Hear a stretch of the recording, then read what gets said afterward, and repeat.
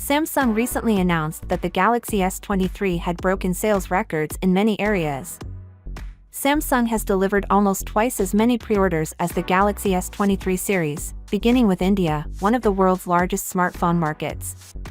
In Samsung's home country of South Korea, sales have increased by roughly 8%, while in the Eurozone, pre-orders for the S23 have almost doubled compared to the same period last year. In South America, pre-orders for the S23 range are over 50% higher than for the previous generation. Looking at these statistics, we can fairly assume that Samsung's hard work is paying off. Samsung has yet to publish sales figures in the US, which is the country where the S23 series is retaining the same pricing as last year's model in order to battle the iPhones. Given how it's been done in the rest of the globe, I predict excellent things for this market as well. Furthermore, the new Samsung is finally accomplishing what no business has done before, and that is making Android gaming great again.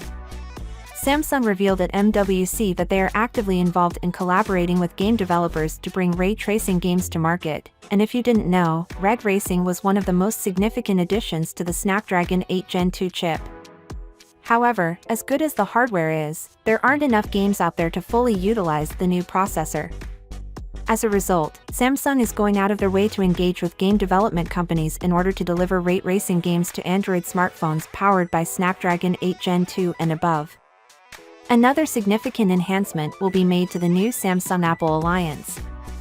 Samsung currently manufactures iPhone screens, and they will soon begin producing iPad displays as well.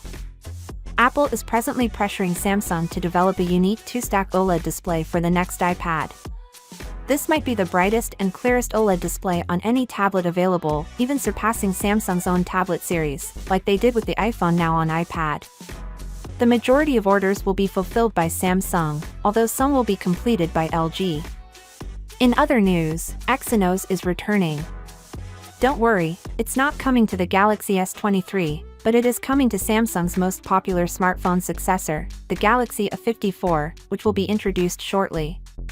The processor inside this phone will be the Exynos 1380 chip, which has seen some significant advancements, most notably to the camera ISP, which now supports up to 200 megapixel sensors and can have 64 megapixel sensors with minimal shutter latency. Finally, what are your thoughts about it? So without being said, let me know your thought in the comment below, and if you are new here, please subscribe. Peace out.